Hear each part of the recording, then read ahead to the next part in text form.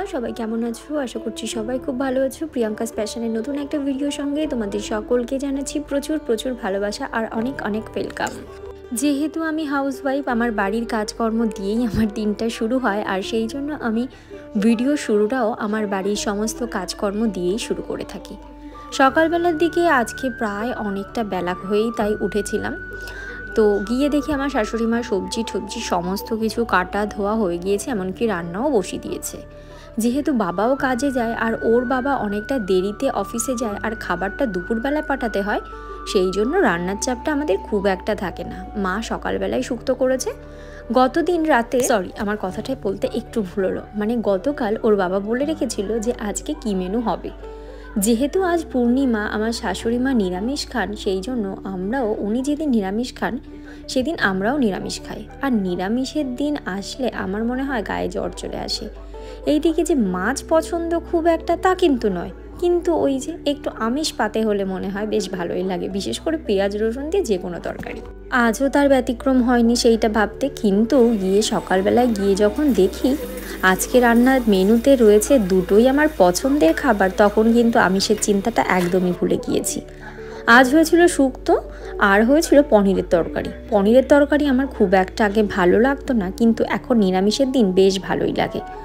শাশুড়ি মা যাবেন পাশের বাড়িতে একটা পুজো বাড়িতে, আর কি আজকে মাঘী পূর্ণিমা উপলক্ষে তাদের বাড়িতে লক্ষ্মী পুজো হয়ে থাকে।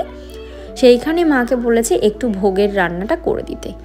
আর আমার যেহেতু ছেলে ছোট আর প্রচণ্ড দুরন্ত, মানে একদম ছোট বলা যায় না, মানে বাবানের যা বয়স তা নিয়ে হামেশাই কিন্তু ও খেলাধুলা করে কাটাতে পারে, কিন্তু ও কখনোই সেরকম করতে চায় না, মানে ওর সাথে কাউকে থাকতে হবে। আর সেই জন্য আমি ওর পিছনে আমাকে টাইম দিতে হয়। বাবা বাড়িতে থাকলে বাবাই টাইমটা দিত, কিন্তু বাবা যেহেতু কাজে যাচ্ছেন, মানে আমার শ্বশুর মশাইয়ের কথা বলছি, সেই জন্য ও বাড়িতে বলতে গেলে একা একাই থাকে, মানে নিঃসঙ্গ, ওর সঙ্গী তেমন নেই। সেই জন্য মা বললো যে তাহলে আমি শুক্তোটা রান্না করে দিয়ে, ভাতও ওইদিকে হয়ে গিয়েছে, তুমি শুধু পনিরের তরকারিটা করো। ওইদিকে আজকে বাবানের জন্য এক্সট্রা কোনো খাবার করতে হয়নি, এই দিয়ে খাইয়ে দিয়েছি। তো চলো রান্নাবান্নাটা একটু করতে লাগি, তারপর এসে তোমাদের সাথে না হয় গল্প করছি।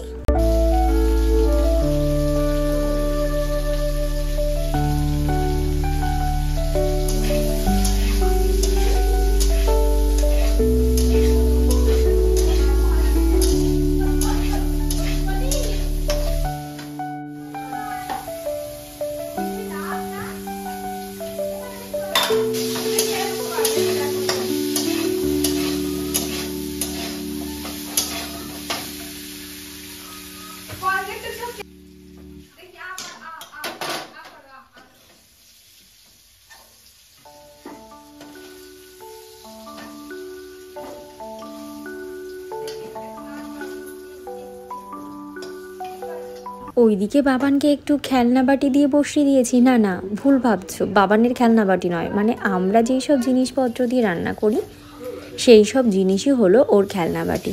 তো ওইদিকে ওকে কিছু সবজি, হাঁড়ি, কড়াই, খুন্তি এইসব দিয়ে বসিয়েছি, আর এইদিকে তখন রান্নাটা বসিয়ে দিয়েছি আমি। টমেটোটা তেলের উপরে দিয়ে দিয়েছি, আর মা তো মশলা টশলা সমস্ত কিছু বেটে রেখে গিয়েছিল। আর এই তেলের উপরে না অল্প একটু চিনির দানা দিয়ে দিলে তরকারির কালারটা যে এত সুন্দর আসে, তোমরা না দেখলে বিশ্বাসই করবে না। আমি এটা ফেসবুক থেকে দেখেছিলাম যে তেলের উপরে হালকা একটু চিনি দিয়ে দিলে তরকারির রঙটা আসে ব্যাপক সুন্দর।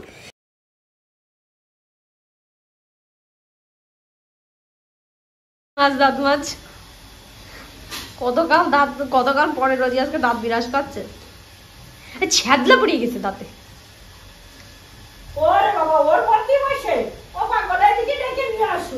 যাচ্ছে না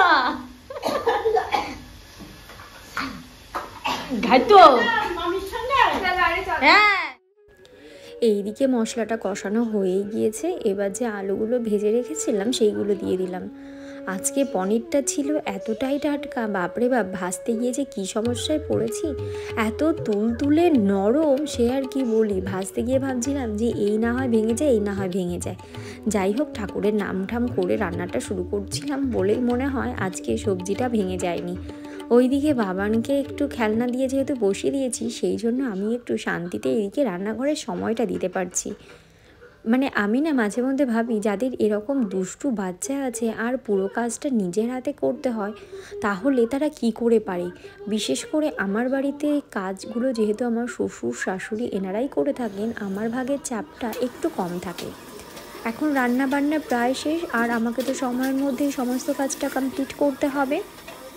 বাবানকে এরপরে স্নানটা করিয়ে দেবো। ওইদিকে মামি শাশুড়ি এসেছিলেন, তো মামির সাথে বাবান চলে গিয়েছে মামিদের বাড়িতে। মামিকে দেখলেই হয়েছে, ওদের পাড়ায় অনেকগুলো কুকুরের বাচ্চা টাচ্চা আছে, তারপরে খেলার সঙ্গীও আছে বেশ কয়েকজন।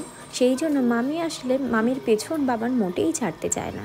চলে গিয়েছে মামিদের বাড়ি। আমি ভাবলাম না বেশ ভালোই হয়েছে, সকালের দিকে খুব একটা ভারী খাবার যেহেতু খাইনি, আমি ভেবেছিলাম রান্নার ফাঁকে ওকে খাইয়ে দেবো, কিন্তু এত বায়না ধরেছে সে মামি না নিয়ে আর যেতেই পারলো না। আমিও বললাম তাহলে যাক, আমি একটু পরে গিয়ে তাহলে নিয়ে আসবো, না হয় ফোন করব। আর এইদিকে আমাদের বাড়িতে হয়েছে এক কাণ্ড।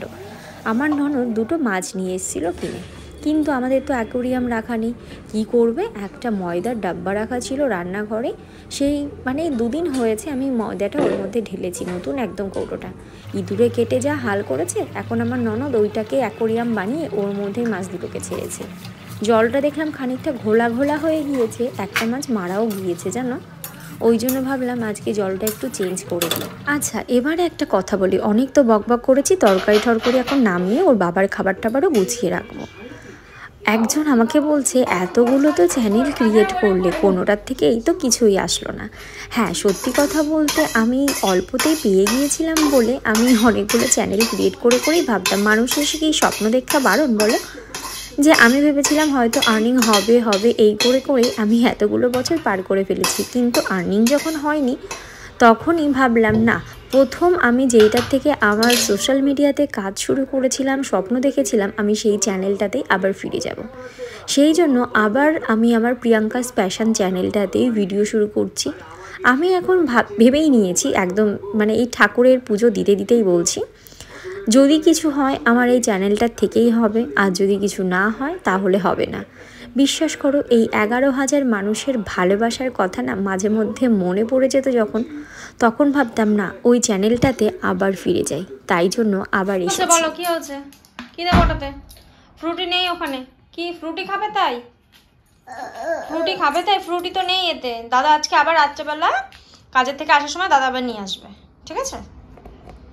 বোরোলিন মেখেছিস? হালুয়া টাইট হয়ে যায় আমার। দুষ্টু কথাকার, বোরোলিন মেখেছো কেন তুমি? তোমাকে আমি ক্রিম মাখিয়ে দিয়েছি না? রেখে দাও এটা ওই ড্রয়ারে রেখে দিয়ে আসো, যাও।